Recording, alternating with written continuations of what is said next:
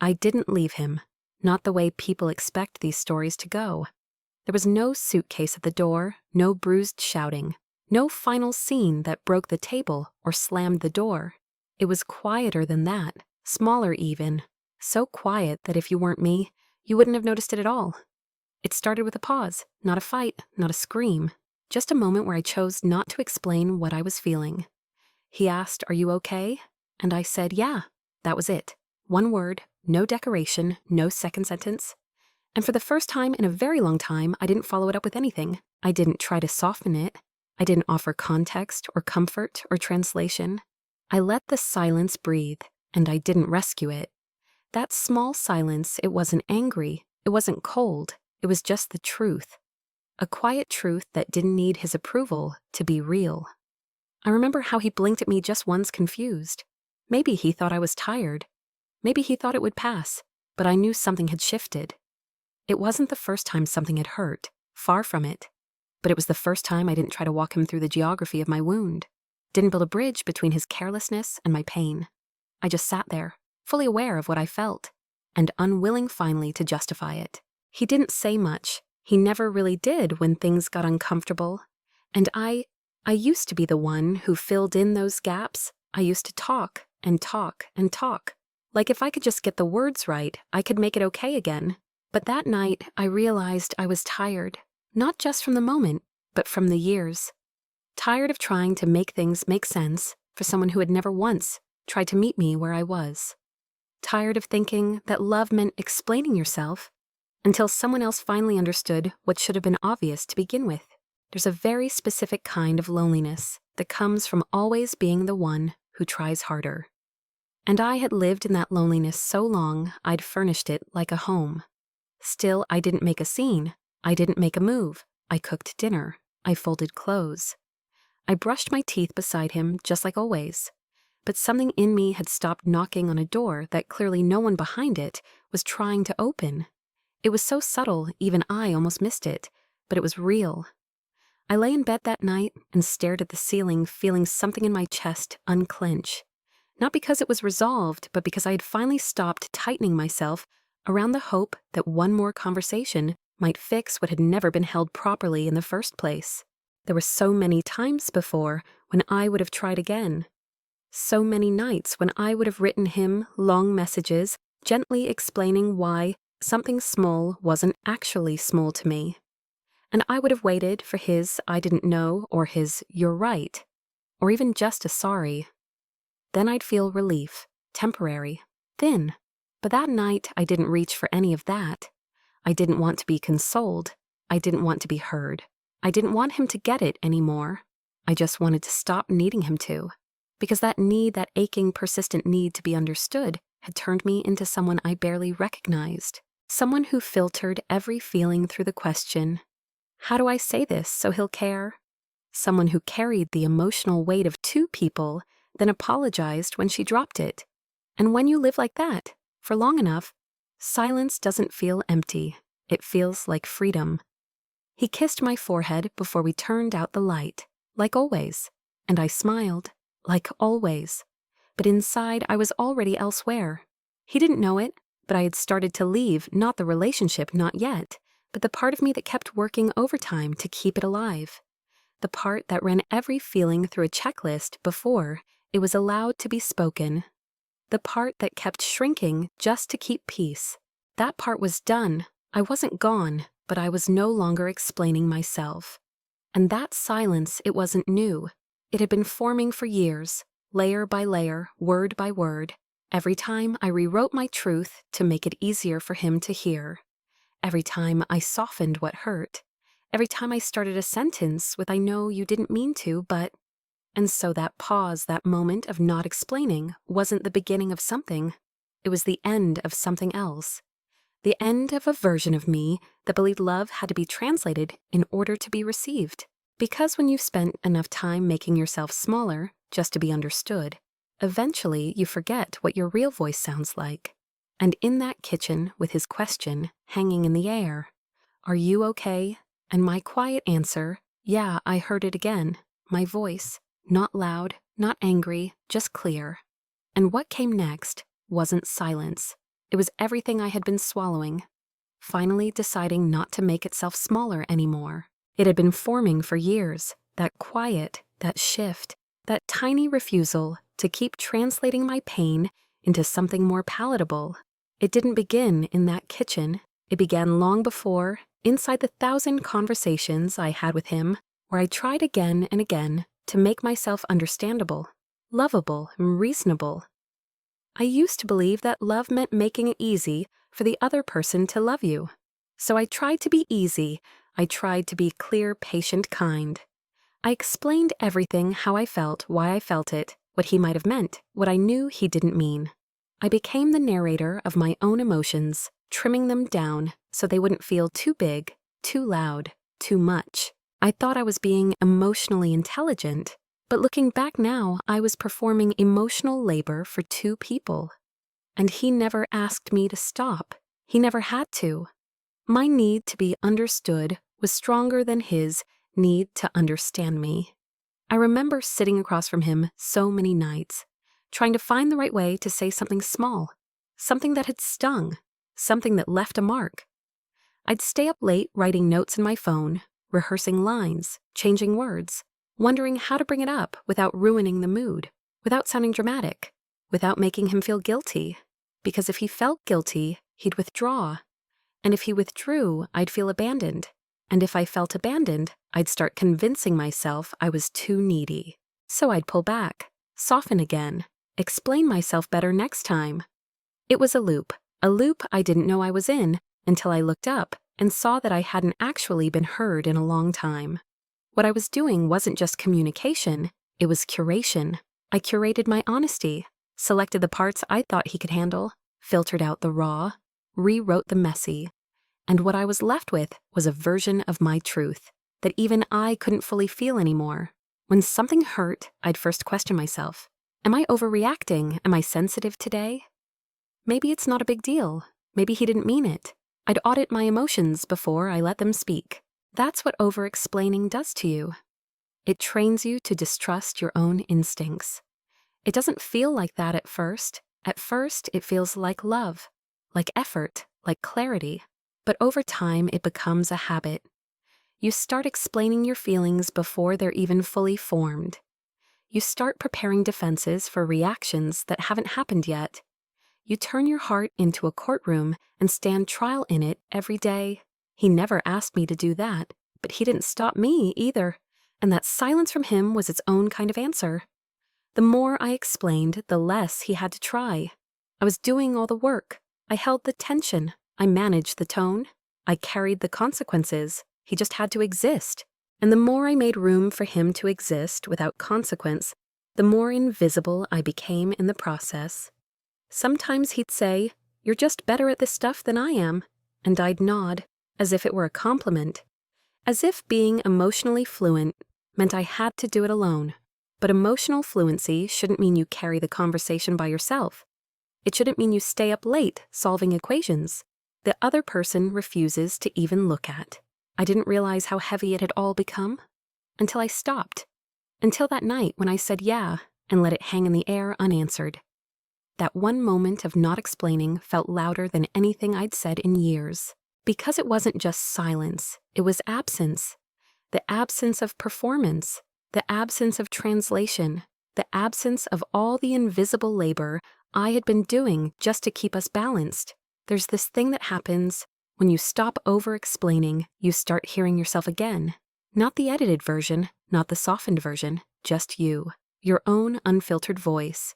And at first it sounds unfamiliar, almost rude, almost selfish, but it's not. It's just honest. I used to believe that if I could explain my pain well enough, he'd care more. But some people don't lack empathy, they lack incentive. And every time I rescued him from discomfort, I gave him no reason to change. That's the hardest part to admit. That my effort didn't teach him how to love me better. It taught him that I would do the loving for both of us. It taught him that I would feel everything, notice everything, name everything, and still come back with the calm voice and the well-worded paragraph to help us get through it. But the thing is, when you make something too easy for someone, they stop believing it takes effort at all. And then they start believing it's your job. That's what happened. I became the one who fixed it. Whatever it was, I always came back. I always explained until I didn't. Until I chose not to that night in the kitchen. Not because I gave up, but because I remembered for the first time in a long time what it felt like to be exhausted. Not in the dramatic sense, not falling apart, not crying in the bathroom, just done. Like a light quietly switching off. Like a hand slowly letting go, not because it wants to fall, but because it no longer wants to hold what doesn't reach back. And that was the beginning of something I couldn't reverse. It didn't happen all at once, the shrinking. It was slow, gentle, like being in a room where the ceiling lowers half an inch every month, just enough that you keep ducking without realizing you're changing shape to fit a space that's no longer yours. That's what that love did to me. It didn't break me, it just kept making me smaller. I stopped talking about the things I was proud of. He would smile when I did well at work, but it never reached his eyes. So I learned to downplay it, to say it was just luck, to make sure he didn't feel left behind. I used to be bright, animated, a little loud when I was excited, but with him, excitement was too much. I could feel it how his body tensed when I spoke too quickly, or laughed too freely, or took up just a little too much space. So I adjusted. I folded myself inward. I kept things short, digestible, easy. He didn't ask me to. That's the thing. He never said, be smaller. But everything in his silence, his sighs, his flat responses, everything taught me where the edges were. And I learned not to press against them. Some people confuse love with comfort, and comfort with stillness. But stillness isn't always peace. Sometimes it's just stagnation. And the longer I stayed still beside him, the more I forgot how to stretch. I started saying no to invitations before even asking myself if I wanted to go. I skipped trips, skipped dinners, said things like, he's had a long week, or I don't want to leave him alone too much. But the truth was simpler. It was easier to stay. Easier not to make him uncomfortable with my independence. Because every time I chose something for myself, he looked at me like I'd just left him behind. He never said those words, but I heard them somehow. In his mood afterward. In the way he'd go quiet, withdraw, and I'd find myself apologizing not directly, but in small gestures, cooking his favorite meal, asking if he needed anything, trying to make up for the space I had taken. That's what shrinking does to you. You become apologetic for taking up room you were always meant to have. I didn't notice it right away. How I stopped correcting him when he made little jokes at my expense. How I laughed even when I felt stung. How I started second-guessing myself before I even opened my mouth. It's not dramatic, this kind of erasure. It's quiet. Like turning down your own volume in the hopes that someone else will finally lean in and listen. But he never leaned in, and I kept turning myself down. There's this moment I remember. I was sitting across from a friend I hadn't seen in months, and she said, "You seem dimmer." Not sad, just less there. She didn't say it with judgment. She said it with love. And I smiled and said, "I'm just tired." But it stayed with me, because I knew what she meant. I wasn't showing up in my own life. I was living on mute. Love shouldn't ask you to do that. It shouldn't ask you to tuck away your light, your voice, your joy, just to make someone else feel safe. But I had convinced myself that it was temporary, that once he felt more secure, once we were more stable, once we had more time, I could unfold again. That I was just pressing pause on myself, for us, for now. But pauses become patterns, and patterns become prisons. And before I knew it, I wasn't waiting anymore. I was just gone. Not from the relationship, but from myself. I had disappeared in plain sight, and he never noticed. Or maybe he did, and just liked it better that way. It's easier to love someone who never challenges your comfort. Easier to love someone who's always bending. Someone who picks their words carefully. Someone who makes you feel big by being small. But that's not love, that's convenience. And I didn't want to be someone's convenience. I used to think that love meant making space, but not like this. Not space only for them. Not space that cost me myself. Love should make you more of who you are, not less. I kept telling myself I was choosing us, but I was only ever choosing him. And the version of me that could shine, that could speak, without rehearsing, that could laugh from the chest instead of the throat, she hadn't been around in a while. She'd started to fade the day I made myself smaller for the first time. And I didn't even remember what that day was. That's the thing about shrinking. You don't hear the snap. You only realize it when your bones start to ache in a room you no longer fit inside. And I was aching, quietly, completely. And soon something in me would have to decide not to fight, not to flee, but simply to stop folding. It wasn't planned. I didn't wake up that morning thinking this will be the day I stop explaining myself. It just happened, like most real endings do. We were in the middle of something small, something forgettable. He had said something offhand, something careless but not cruel. One of those comments that pokes at a soft place you didn't know was still tender. And like always, I felt it. And like always, I opened my mouth to respond. But this time nothing came out. Not because I was holding back, not because I wanted to punish him with silence, but because I looked at him and I realized I had nothing left to say that I hadn't already said 100 times in 100 ways. It was like standing at the edge of a conversation I'd already walked through too many times. And the door was open, sure, but I just didn't want to walk in again. He looked at me waiting, maybe expecting the usual, a gentle nudge, a well-worded feeling, a small emotional map to help him navigate what had just happened. But I didn't give it to him. I just said, it's fine, and I meant it, but not the way he thought. It's fine didn't mean I'm not hurt. It meant I'm done holding up the mirror. It meant I'm not going to carry this moment for both of us. He asked, "You sure?" I nodded, and he let it go. Of course he did. He always did when I didn't press, and I sat there watching him go back to his phone, and something inside me shifted. It wasn't rage. It wasn't sadness. It was relief. The kind of relief that doesn't come from resolution, but from release. I didn't have to perform anymore. Didn't have to earn the right to feel. That moment wasn't loud. There were no tears, no internal declarations of independence, but something quiet and permanent settled in me. This isn't going to change, and I don't need to keep trying. That's what people don't understand about walking away.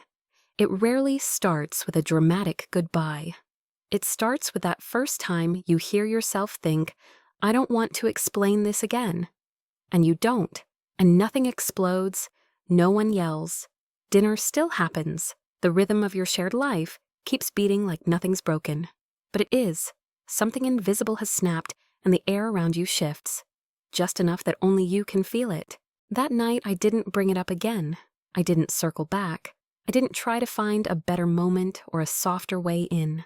I just let it slide. And not because I was okay with it, but because I finally understood that my explanations weren't being ignored, they were being depended on. I had trained him to count on them, to wait for me to do the work, to trust that I'd always come back around with a calmer tone and clearer words. But that night I didn't, and in that stillness I realized how exhausting it had been to carry the emotional literacy for two people, how much I'd given just to make sure we kept functioning, how rarely he had to look at himself because I always did it for him. And the worst part, I had mistaken that for strength. I thought being the one who explained things, who smoothed edges, who held space, that it meant I was loving well. But it wasn't love, not anymore. It was habit. It was fear. It was me trying to keep something alive that had long stopped breathing. Because if love makes you smaller, if it makes you constantly revise yourself, if it makes you feel like you have to translate your pain before it can be received, it's not love, it's survival. And I was tired of surviving something that was supposed to feel like home.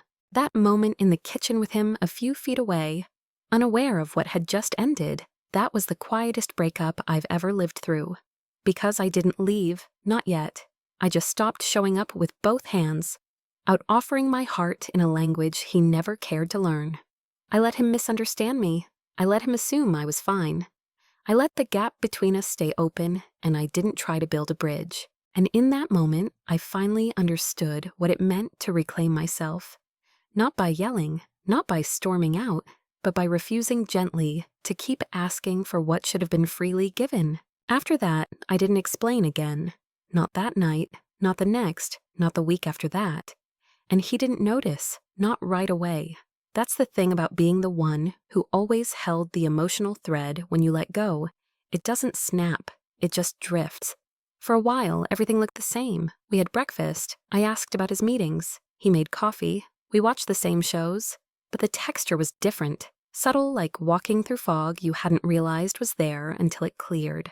I stopped checking in first, stopped smoothing awkward silences, stopped offering the little reassurances that used to be second nature. I'm not mad. I'm just tired. I know you didn't mean it. It's okay. I let the silence be what it was. I let him sit in it without translation. At first, he thought I was just in a mood. He gave it a few days. Maybe he thought it would pass. I'd been quiet before, but I'd always come back. I always filled the gap. But this time I didn't. Because for the first time, the quiet didn't feel like tension. It felt like rest. I wasn't waiting for him to ask. I wasn't hoping for recognition. I wasn't folding myself in half just to keep the rhythm going. I was just still. And that stillness wasn't cold. It wasn't a threat. It wasn't meant to provoke anything. It was just mine. Something I had reclaimed. Something I had given up too many times for the sake of us. He asked eventually, "Are we okay?" And I said, "We're the same as we've been." Because that was the truth. He hadn't changed. I had just stopped compensating. I used to mistake withdrawal for danger. In the past, whenever I pulled away, even just slightly, I'd feel a rush of panic, like I was losing control, like the whole relationship would collapse if I didn't hold it up. But now it felt like relief, to not have to hold it all, to not have to feel for both of us, to not constantly assess, adjust, rephrase, absorb. There was peace in letting the weight fall where it belonged. He started to notice the gaps. I could see it in the small ways. He'd come home later, linger longer in other rooms. He'd offer a half-hearted, "How was your day?" But his eyes would already be somewhere else. He didn't know how to meet me here, this new place where I wasn't handing him my feelings like wrapped gifts, where I wasn't interpreting every sigh, every look, every sentence for him. I don't think he understood that what I was offering now wasn't distance, it was neutrality. I had let go of the rope, not to pull away, but because I didn't want to keep tugging at something that only ever dragged me back. Withdrawal isn't always punishment. Sometimes it's just a reprieve from the noise of trying too hard. And in the absence of all my effort, I saw clearly what remained. I saw how quiet he could be when no one else filled the space. How little he reached when I wasn't within arm's length. I used to think love was about effort, about showing up, and it is. But I had confused showing up with overextending. I had confused self-sacrifice with loyalty. And when I stopped offering parts of myself that he never asked for but always accepted, I realized he never built anything for me to land in. All this time, I had been cushioning every fall, preparing for every misunderstanding, predicting and pre-solving every discomfort before it could arrive. I wasn't being a partner, I was being a buffer.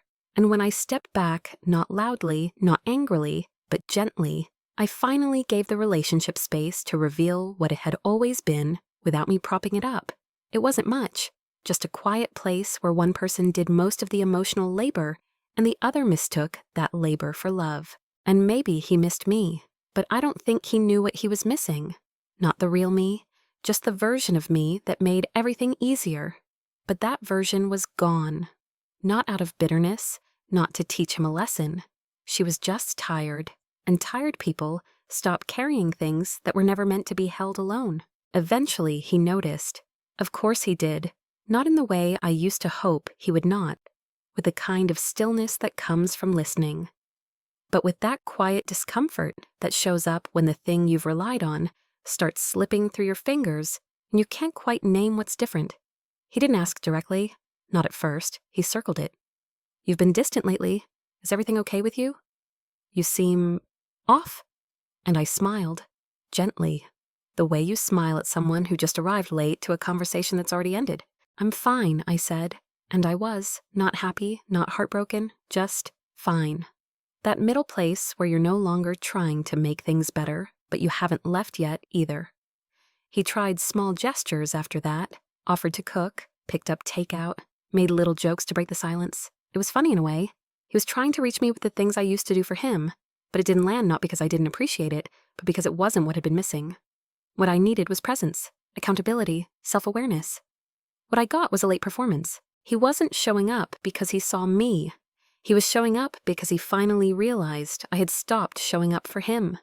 There's a difference, and it matters. He wanted the version of me that soothed, that adjusted, that explained. The one who brought warmth even when I was cold inside. He missed the comfort, not the connection. There was one evening, I remember it clearly, we were both on the couch. The TV humming in the background untouched. He turned to me and said, "I just don't know what you want from me anymore." I looked at him for a long time. Not because I didn't know the answer, but because I finally realized how far apart we really were. All those years, all those explanations, all those conversations I had twisted myself into, he still didn't understand.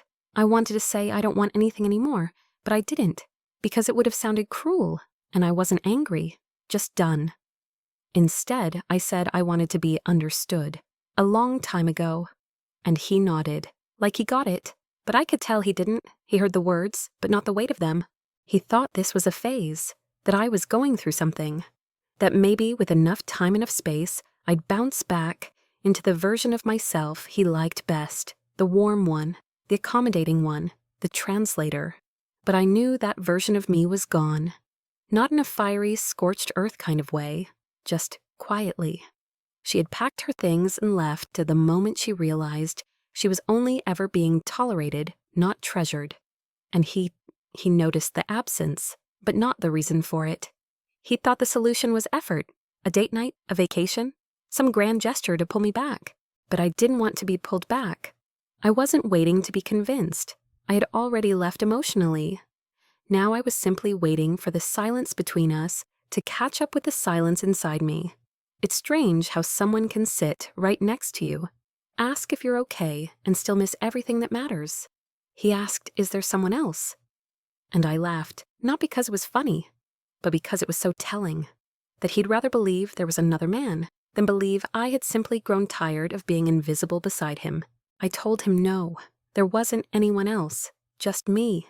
And for the first time in years, I was choosing myself, quietly, without a fight, without a show. He didn't understand what that meant. He wanted a reason he could argue with, a scene, a betrayal, something he could get angry at or fix. But there was nothing, just a woman who had been asking to be heard for too long and had finally decided she no longer needed to explain why she stopped. And I think that's what unsettled him the most, the lack of noise. Because when there's no fight, no anger, no begging, there's no door left open. And the version of me that used to leave it open, just in case he ever turned around, she had locked it. Not with spite, but with clarity. I didn't need him to chase me.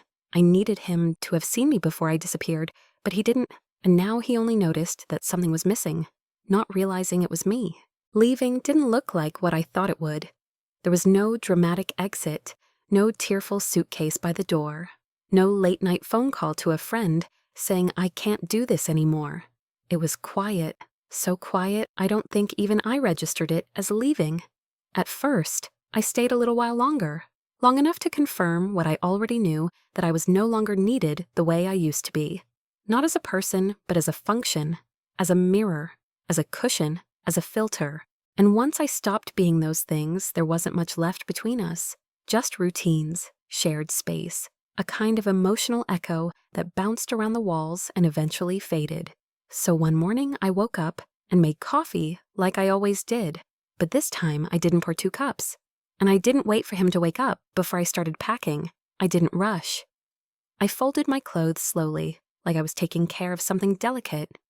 Not the things themselves, but the decision. The stillness I had fought so hard to find, it stayed with me the entire time. There was no note, no message, just absence. I didn't leave to prove anything. I didn't want a reaction. In fact, I hoped there wouldn't be one, not because I didn't care, but because I was finally moving without permission. I wasn't trying to be mysterious, or strong, or right. I was just done. And being done didn't mean I was unkind. It meant I had chosen a kind of peace that didn't require an audience. For a while, I thought it would feel like failure, like I had given up, but it didn't. It felt clean. Like when you finally let go of something you've been white-knuckling for years, and you realize the ache wasn't from the weight, but from the way you were holding it. There were no milestones after I left, no flashy reinventions, no sudden glow-up or public displays of healing. I didn't dye my hair. I didn't take a solo trip to Europe. I didn't write a blog about the lessons I learned. I just lived, day by day, softly. I went grocery shopping without checking if I was forgetting his preferences. I slept diagonally across the bed. I listened to music out loud again. I let my phone die for hours and didn't feel like I was neglecting anyone. It was small, and it was everything. Sometimes people think healing has to be loud, that you have to announce it, prove it, post it. But the most honest healing I've ever known came in silence. In the kind of moments no one else would notice, but I did. Moments like realizing I no longer rehearsed my feelings before I said them. Moments like sitting alone in a restaurant and not reaching for my phone just to fill the air. Moments like really laughing, and not immediately checking to see if someone else approved. There was no victory, no moment of arrival, just space. And the slow, steady process of remembering who I was before I started translating myself for someone else. I was never lost, just buried, under compromise, under apology, under the weight of being the one who always tried to make it work. And now, with all that shed, what remained was quiet. But it wasn't empty. It was full of me, my voice unfiltered, my decisions unedited, my presence unearned by anyone but myself. People say healing is lonely, and sometimes it is, but there's a kind of loneliness that feels clean. Like a room you've just opened the windows in after years of stale air. I didn't need to become someone new. I just needed to stop becoming less of myself for someone who never noticed the difference. And in that quiet, I learned the most powerful thing I've ever known. I don't need to be understood to be whole. He reached out a few weeks after I left. It wasn't urgent, just a message that read, "Hey, hope you're okay." I stared at it for a while, not because it hurt, but because it was so casual, so detached from the gravity of what had actually happened. I didn't respond right away. I didn't feel pulled toward it. There was no part of me that wanted to rush back in to soften the silence. Instead, I just sat with the words, noticed how they didn't carry any real question, how they didn't hold accountability, how they weren't about me, not really. Just a vague attempt to feel connected to something that had already slipped away. A few days later, another message, longer this time. He said he missed me, said he'd been thinking, that he realized we hadn't been okay for a while, that maybe he hadn't handled things well, that maybe he had taken me for granted. I didn't feel angry, I didn't feel vindicated, I didn't even feel relieved, just distant. Not because I had closed myself off, but because I was no longer standing in the same place. The version of me who would have read that message 10 times, analyzed every word, crafted the perfect, graceful response, she was gone. And in her place was someone who no longer needed to be gracious to be kind. So I replied, simple, direct. I don't think you miss me. I think you miss who I was when I was trying to be enough for you. He said he didn't understand, and for the first time I didn't feel the urge to explain. I didn't rephrase. I didn't elaborate. I didn't fill the space that followed with anything at all. Let it echo. Let it ring. Because I had spent so long trying to be heard, I forgot what it felt like to let silence speak for me. He called once. I didn't pick up, not out of punishment, but because I didn't want to hear his voice filtered through regret. Regret, I've learned, is rarely about you. It's about the discomfort someone feels once they realize what they lost, not necessarily who they lost. He didn't miss me. He missed the way I made him feel. The emotional shelter I built, and the clarity I offered, the patience I wrapped him in. He missed the version of him that existed beside a woman who worked twice as hard to keep everything from falling apart. But I don't think he ever really saw me, not fully, not deeply, and that's the part I can't walk back from. There was no big closure moment, no dramatic confrontation, just space, real space. the kind that doesn't beg to be filled. People say they always come back, but I don't think that's true. I think what comes back is their need, not their presence, not their care, just the hollow awareness of your absence once it finally echoes loud enough. He wanted comfort, what he got was silence. And somewhere in that silence, I think he realized I hadn't left in anger. I hadn't left in haste. I had left long before I walked out the door. I had left the day I stopped needing him to understand me. That's the moment they never notice. Not until everything around them starts to feel unfamiliar. Until the warmth goes cold. Until the effort disappears. Until they realize the silence isn't a test, it's the answer. I didn't write a final message, didn't block his number, didn't make a scene, just didn't reach back. Not because I wanted to prove anything, but because there was nothing left to return to. I used to wonder if he'd ever really feel the weight of what he lost. Now I know he'll feel it. Not all at once, not like a storm, but slowly, in the quiet, in the spaces I used to fill without him even noticing.